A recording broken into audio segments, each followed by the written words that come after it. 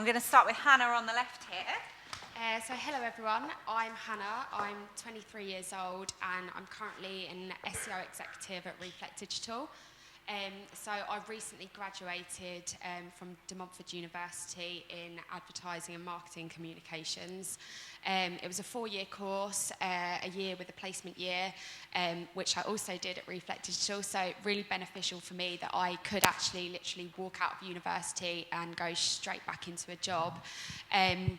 So yeah, that was really good for me.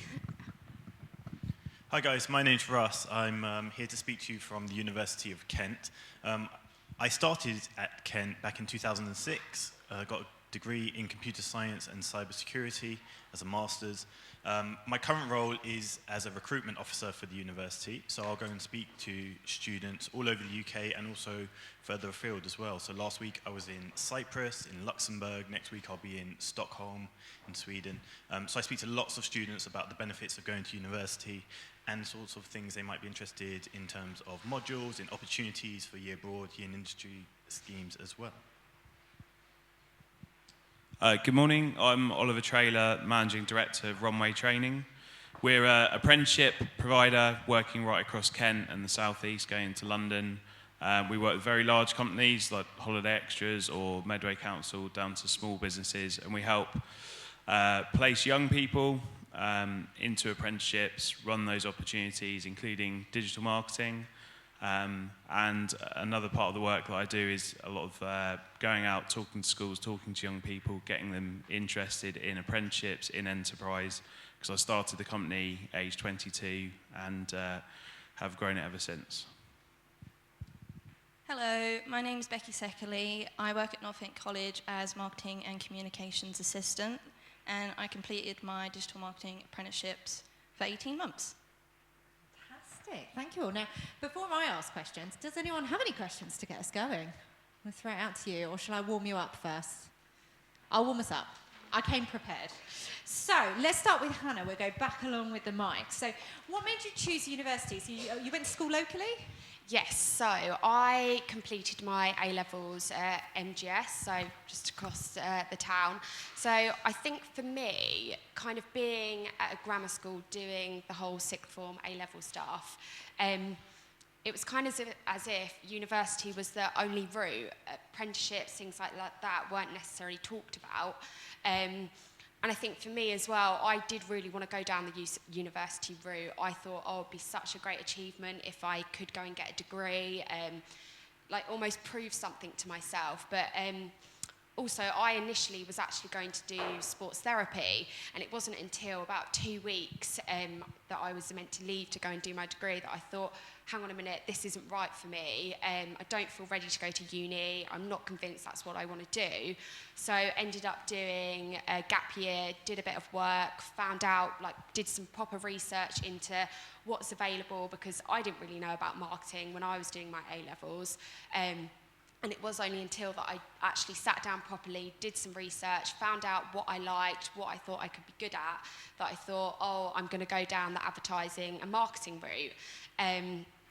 So for me, it was kind of like I did always want to go down that route, and I thought university is a good way to find out what career I wanted to do, because I wasn't 100% sure on the exact career that I wanted initially.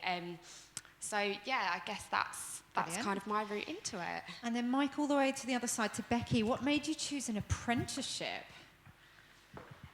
It was really strange because I always knew that I didn't want to go to university. It was just something that didn't interest me at all. Like at school, I didn't mind learning from the textbook, but it wasn't my favourite thing. And I did arts and graphics, which was creative, and that was just sort of how my brain functioned, which was more like practical and like hands-on skills. So after sixth form, I went and worked with my dad for a bit, and I went to the North Kent College Open Day, and I went to the apprenticeship team. And I was looking at digital marketing anyway, because I like social media, we use it every day, and it was just kind of a no-brainer. And when I went there, they had an apprenticeship for digital marketing, and I just went for it. Fantastic, brilliant. And then Russell, so what benefits do you see from going to university and for students? What does a university offer other than just the degree? Well, obviously the main point of going to university is to get the academic knowledge and, you know, to really become skilled and experienced in your field you want to get into. But university also has other aspects as well. So you have opportunities to maybe go and study abroad, to work in industry, to, as you heard before, really find out if a chosen career is right for you. And there's also a social side of university as well. So you can meet new people, you can network, you have opportunity to take part in sports clubs, societies, and really widen the audience who you're participating with. Fantastic. And also I know universities are doing a lot more now with employers. So we do a lot with the University of Kent with the employability point scheme. So they're helping to try and get students out into employers as well to be gaining work experience alongside the academic studies that they're doing. So that's brilliant as well. And Oliver, so benefits of doing an apprenticeship, like tell us a bit about apprenticeships and how they work for those that might not know. Well, apprenticeships essentially are a job. First and foremost, so you have to be employed for a minimum of 30 hours or more, and each apprenticeship has to last for a minimum duration of 12 months. So first it's a job, you are placed with an employer, who you apply to an employer, and then you learn while you're on the job as well. So there's a lot of myths around apprenticeships that they're only in certain sectors or industries, but now if we include those that are in development, we're looking at nearly 600 different job roles that are available for you to apply to in terms of apprenticeships. And in terms of levels, they go all the way up to degree and then master's level as well. So a huge benefit, and when you're looking at apprenticeships versus university, is the fact that actually all universities now are also apprenticeship providers. So you can still get that degree education via the apprenticeship route, but you won't need to go to the same levels of debt. I think that the average is about 50 to 53,000 for a 3-year degree down the university route. And of course, because it is a job, you're being paid. Apprenticeship salaries typically start a bit lower because you're going in with very little or no experience. You've got to earn while you learn on the job. But you can still then progress through, often quicker down a set pathway if you're specialising in one area, and gain the qualifications as well as earning as well. So it's a fantastic opportunity, and it's really something that we've seen a lot of investment go into, and employers really swinging it slightly from graduate over to apprenticeship recruitment in modern times, while still getting the university education as well. And where do the students start? Do they start with someone like yourself at an apprenticeship provider, or do they find the company? How does that work? So because, as I said at the start, an apprenticeship is a job, there's two places I would look really. If you're looking on a local level, I would start now in the sixth form. You can go onto the government website, you can put in different search criteria, put in your postcode and see what opportunities are available now. So that will give you an indication of the types of companies that recruit locally, what are they paying, what are the job roles, what's the qualifications that you'll be able to achieve, and what's attached to that. And also maybe case studies, or speak to them about progression routes there as well, because it's vitally important that if you're going into a career, you want to see progression for yourself. If you're looking further afield and to London, then a lot of the larger employers will run assessment cycles similar to graduate recruiters. So there's information on their websites. They'll tell you about how to apply at a certain time of year. And if you look at, say, I don't know, financial sector, for example, they've been leading the way with this. Barclays have over 1,000 apprentices. And they'll have thousands of applicants. It's hugely competitive, and whittle it down as you go. But that's the type of thing you want to start looking at now, depending on where you want to base yourself geographically. Fantastic, thank you. And Russell, from a university point of view, how important is it the course versus the actual university that you're studying at? I think the most important thing when making your decision about, once you've decided you want to go to university, is to really do your research and make sure you be comfortable first and foremost with the course content. You don't want to go somewhere, study courses, and decide this content really isn't for me. So make sure you do your research, go onto university websites. They all have their different modules. You can see either what's compulsory or what's optional for you to select. With regard to where you actually go to study for university, you've got two really big decisions. Do you want a campus environment when everything is all located on one site? Lots of students enjoy that sort of environment. Or do you want the city approach? So maybe Manchester, universities in London, where you have to go around the city to different locations. Lots of students enjoy that environment as well. Once you've sort of decided, do I want the campus or the city institution, you can kind of whittle down to different university options and decide on course content then. Fantastic, thank you. And Hannah, so debt was mentioned. I don't like asking people about debt, but I'm going to ask you about your debt. Is it affecting you? Are you? I think for me, it's not. Luckily, I can say it's not. I know a lot of people do get quite worried about it. I think if you are considering university, but the whole debt situation is worrying you, I often listen to or read up on the Martin Lewis Money Expert Guides, and he talks a lot about university debts and basically saying it's the cheapest loan that you'll ever get, and to look at it more as an extra tax when you come out of university. So rather than paying 20% tax, you'll be paying 29% tax. And also, I guess, they've made it better in the sense that you don't start paying back your student loan until you earn 25,000 and over. So I guess you've got a bit of leeway if you do come out of university and you're not going straight onto a salary at that point. But for me, definitely, it's not something that majorly concerns me. It's kind of in the background, and it was well worth it, was it? Yeah, it was worth it. So yeah, which is important. And I guess coming along to Becky, from doing an apprenticeship, there wasn't any debt, I guess, because you were able to work as you were learning. So with the apprenticeship route, I got a salary, which was great.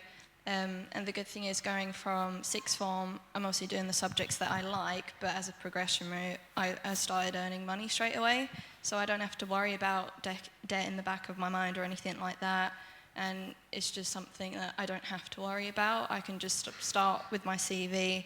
I'm already gaining experience whilst earning my qualification, so it's just a win-win. And did you stay in the job that you did while you were doing your apprenticeship? Yes, I did. Brilliant. So it was kind of, and was that a known thing, or was it maybe at the end you might have to go and find a different job, or was it a guaranteed? It wasn't guaranteed, but as I was getting closer towards the end, a new job specification was being put together, so it was just me signing it and agreeing to stay on, which is what I wanted to do. But it's still good to just be prepared and look elsewhere as well on LinkedIn. Yeah, no, definitely. And I guess from an employer point of view, they'd be mad if they've spent a year, 2 years, 3 years doing an apprenticeship with you to then say goodbye to you. And it was the same situation with Hannah doing her year placement with us. It was kind of, we'd spent a year with her doing amazing work. Why are we going to let someone else have her? We want her to come back when she finishes her degree. How was that for you, Hannah, doing that year placement? And I know we didn't want you to go. Yeah. We were like, stay.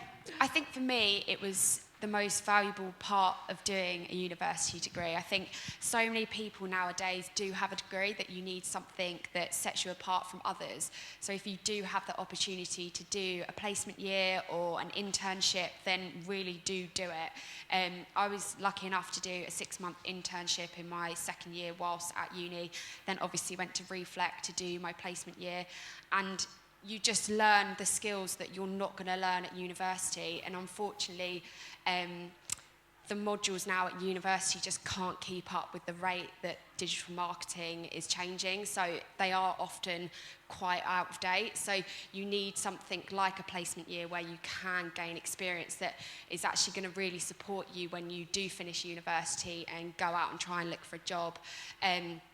And obviously, a really good benefit for me is that I did literally come out of university and fell straight into a job, which I know a lot of my friends at uni really struggled with.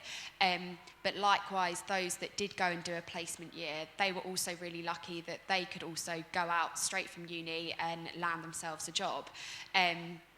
So yeah, there's a lot of benefits from doing a placement year or an internship. So yeah, it makes university a lot more worthwhile, from my opinion.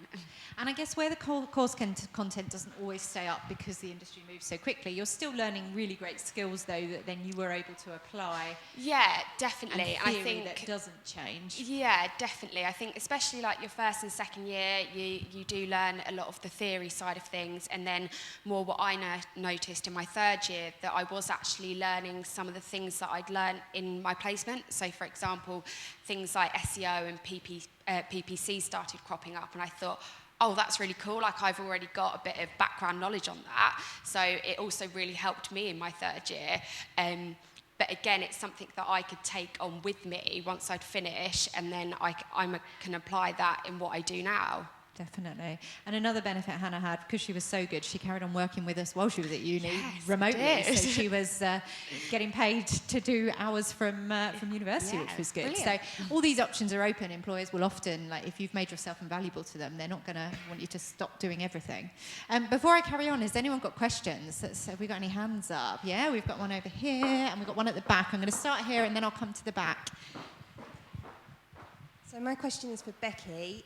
For the students here, could you tell us how difficult your search for an apprenticeship was, and whether this was the first apprenticeship that you found, that you secured it? With finding an apprenticeship, it was quite difficult because when we was leaving sixth form, straight away when the first year started, there was like, log on to UCAS, you're going to apply to go to university, and I just refused to do it. I was like, I'm not doing it. So I was looking online, and it's kind of like a blur. Everything's just sort of looks the same, and like you click on it, and like it's kind of all similar. But where North Kent College is local to me, I like researched, and there was like the apprenticeship department. So I just thought I'd go along, check it out, and they had an apprenticeship that I wanted. So even if you're not sure, or if there is open days, it's just good to go along and see what there is there, because you might find something that you didn't have in mind, but it might be suited to you. And it's just good to apply for it anyway, because then you get the whole interview experience, and you can just learn from it and like be prepared for the next one. Did you apply for many apprenticeships? Pardon? Did you apply for many? No, that was the first one I applied for. Oh, wow. And I got it, which was lucky. That's very good. Lovely. Right, I'm going to run to the back. Who was the lady at the back? There she is. I'm coming.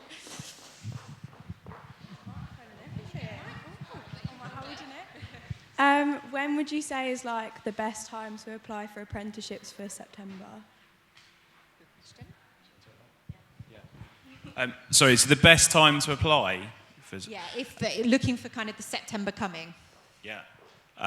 Well, I'd say it depends again on the companies you're looking at, but I would start to look at the types of companies and types of industries you want to work in, see if there's any information there, and following up from what Mark said, start to use LinkedIn, connect with people, send emails out, because apprenticeships, especially on a local level, are jobs. They will just spring up all the time, and they won't necessarily say, okay, we're going to start everyone off in September. But if you've put yourself forward, maybe sent a CV and or said to them, are you likely to have any vacancies, are you interested, then you can open that dialogue. I think it's only when you start to get to the larger employers of a certain size that they will have set recruitments, and that might be linked to you then studying with a college or with a university, so they would be September starts. So this time of year is ideal to kind of scout through and look at them, look at the top 100 apprenticeship employers, work down from there, look at who's recruiting in your industry, and try and see if they've got any information on their websites. Definitely. And to add to that, I guess if you're asking for work experience from businesses, if you can get in there, there's a good chance. I mean, Sophie did work experience with us, and we wanted to hire her off the back of that. So we then would have considered trying to find an apprenticeship that might have worked. At the moment, we haven't gone down that route, but it's just start connecting with some businesses and showing how keen and awesome you are, and they'll start wanting to work with you. I saw another hand go up here. I'm going to come with the mic. Does the application process vary from company to company? And Becky, for you, how did the application process work? Thank you. So I had my CV ready like when I was at sixth form, just because I knew that I didn't want to do the whole UCAS thing. So when I applied, they have like their own boxes already on the website. So it was just kind of taking my information from my CV that was relevant and then like pasting it in. And then I applied, and then I waited for my interview email, and then I went along and they also had my CV there as well. So some of the questions were slightly different, but if you like have your CV ready, most of the time the questions or like the little boxes are pretty similar. Any other questions out here? Another one at the back.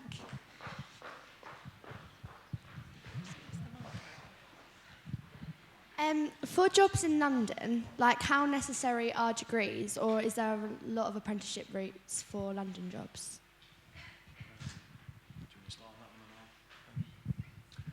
Well, I think wherever you're going to apply for employment after university, if you're going through a graduate scheme, we've heard earlier that there are, I think the last figures showed there's, for every graduate placement, there's 65 applicants. So you really do have to start thinking about how can I separate myself from the pack, what's my brand, what do I offer, which is different from all of these other applicants as well. It is really important to remember that as well as the sort of academic education you're getting at university, you're also getting lots of help from support staff as well, from careers and employability staff. Certainly at the University of Kent, we have an employment fair every year where graduate employers will come in and speak to our students, and they can start making those connections and potentially find employment after university as well. And I'll just add to that, in terms of apprenticeship opportunities and vacancies, there's now more available in London than there ever has been before. And as I say, you can go through the government sites, you can search by industry, by profession, or if you just went to, say, Sky's website, they'll have information on there both about their graduate recruitment and their intakes and how to apply, hints and tips, case studies, and the same for their apprenticeship intake, which is now quite considerable. So it's worth looking at both options. Cool. Any other questions? I'll go back to my bit of paper if not. I definitely have questions. No one else? Right, back to my paper. Who are we going to go to? Becky, one for you. Was it hard to convince your family regarding an apprenticeship? Because it's still not, I suppose lots of people expect university route. Was it difficult? It wasn't difficult at all. Is this on? Yeah. Yep, sorry. So when it came to like making the choice for my next step, my parents obviously knew like how I felt about uni. And they even mentioned apprenticeships route because they knew that I was creative and I like the practical side of things. They recommended to do an apprenticeship, and my dad did an apprenticeship as well. But with like my family and stuff, they never pressure me to be like go to uni or do employment. They're always supportive like with what I want to do, which is really nice. So when I did apply for it, like they more convinced me to do it. So I didn't have any problems with like going like a different way to how most people do it. And the thing is like I feel like university is sort of the next step that is pushed forward to students because it's the most typical one. But it's okay to not go where everyone else does, because I found that with myself doing apprenticeship, like I'm ahead of people in my year who have like gone to study art at university because they haven't got any experience. They're just doing coursework, which is fine, but it's kind of difficult with art to have the next step after going to uni. Yeah, definitely. And Russell, to come to you just from a university point of view, how many degrees, and you might not know the exact answer to this, this is left field, this wasn't on the list, but how many do have the option of doing the placement year like Hannah did? Because as an employer, that was really valuable for us, not only because we hired her, but if I was just looking at a CV, I would look at that and go, this is great, this person's academically awesome, they've got their degree, but wow, they also did a year in a company starting to get those skills that you only get when you're in a workplace. So do you know how many? Well, in total in the UK, there's over 50,000 degree programs. At the University of Kent, we have over 400 programs, and the majority of those will have the option of either the year in industry, so working for the year, or to either study or work abroad as well. Amazing. So at the moment, because of, with degree apprenticeships on the rise, universities really want to give students the opportunity to get the extra experience so that they are benefited after university. Exactly, and I know Kent's brilliant in that you've got an innovation hub as well where people are starting their own businesses and things like that. So there is a lot of support when you're at university on the entrepreneurial side. I know I've done lots of talks at university to help get people excited and thinking about what they might do there. And Hannah, how did you know university was right for you? It was that year out that you took to think about it, wasn't it? Yeah, I think that year out for me was really valuable. I think not everybody is ready to go to uni straight from finishing school. I know I definitely wasn't. So for me, that year out was literally all about finding my feet, discovering really what I wanted to do. I didn't want to go to uni just for the sake of going to uni. I wanted to go to uni and get a degree in something that I enjoyed and knew that I wanted to pursue after I'd finished doing it. So, yeah, and that's really important. I think a lot of people go to uni because they think, oh, it's great social life, get lots of days off, lay-ins, that kind of thing. But it's just a waste of time if you go with that mentality. You do really need to go with an aim of getting a good degree at the end of it and then putting it to good use afterwards. Definitely. Any more questions? We've got a couple of minutes left. Are there any hands up? No. Go back to my list. And with an apprenticeship, it doesn't cost anything, does it? It doesn't cost the individual doing it anything, does it? No, there's no cost to the individual whatsoever, and it's heavily subsidised for employers as well, which is why we're seeing more and more of these opportunities come about. Fantastic. And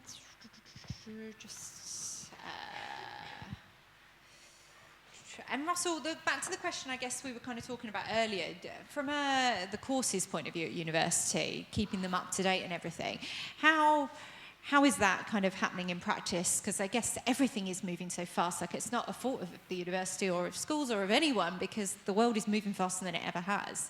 Yeah, it is very tricky, especially with digital. As you said earlier, things change after 3 months or so. Things could be obsolete.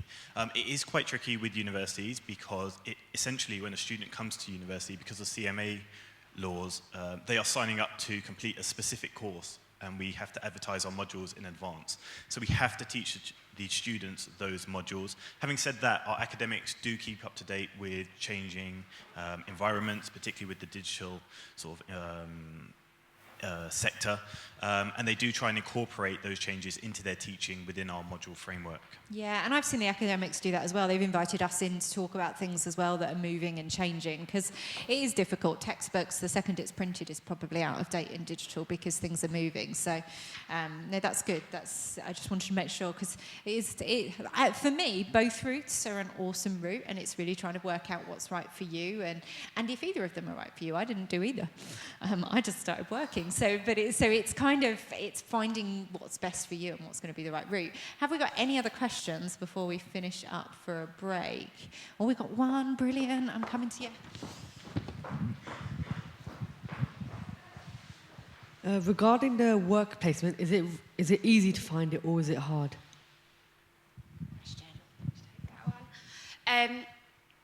It is very difficult, I'm not going to lie. Sometimes, like, you're applying for absolutely ages, like you'll do crazy amounts of applications and you could get rejected from a large majority of those, or you could get shortlisted for assessment centres. It is quite a tough process, because if you think about the number of universities that there are in the UK and the amount of students that are also battling for that placement position, it is very, very competitive. But my university were very supportive, and that they set up a lot of workshops that would help you build your CV. They had really good contacts with some great organisations, like companies like Estee Lauder, L'Oreal, Disneyland. Like, you had some great organisations that you had the opportunity to work with. But you have to be willing to put the effort into these applications, because they are time consuming. You have to do a lot of psychometric tests as well. So I think I was really lucky in that I was local to Reflect Digital, and I could send Becky a message and say, are you willing to have a chat with me? I'd really like to do a placement year here. So for me, it was quite a simple process, but I know if you are going to reach out to organisations that are putting applications up online, that it is a difficult process, and you have got to put the time and effort into doing it. And I think I'd just add to that obviously the big companies are going to be really competitive, Disney and people like that. But actually the smaller companies, like ourselves, so we were lucky, Hannah was our second or third placement student, so we'd done it before. But actually, if you're outreaching to smaller local businesses, in your covering email or your covering letter, I'd almost kind of just explain to them what it is you're looking for, because if they've not ever had a placement student, they might not actually know what this means. So you're kind of saying, can I come and work with you? And if they've not ever worked with the university before or ever done it, they might be thinking, oh God, that sounds like hassle. But actually, it's the easiest thing. Like, I think we had one meeting with your tutor across the whole year. You just had a bit of work you had to do on top of it. But otherwise, we had a full-time employee for that whole year. And we paid them a salary, so obviously it cost the business something. But wow, we're getting someone that's fresh out of university with new ideas, and it was brilliant. And you're obviously not paying the highest of salaries, because they are not fully skilled at that point. They're going through the learning process still. So I think sometimes it's making that bit clear because an employer might not know, so then you might kind of get dropped to the bottom of a pile because they don't really know what you want from them. So getting your university to help you craft that information would be really useful.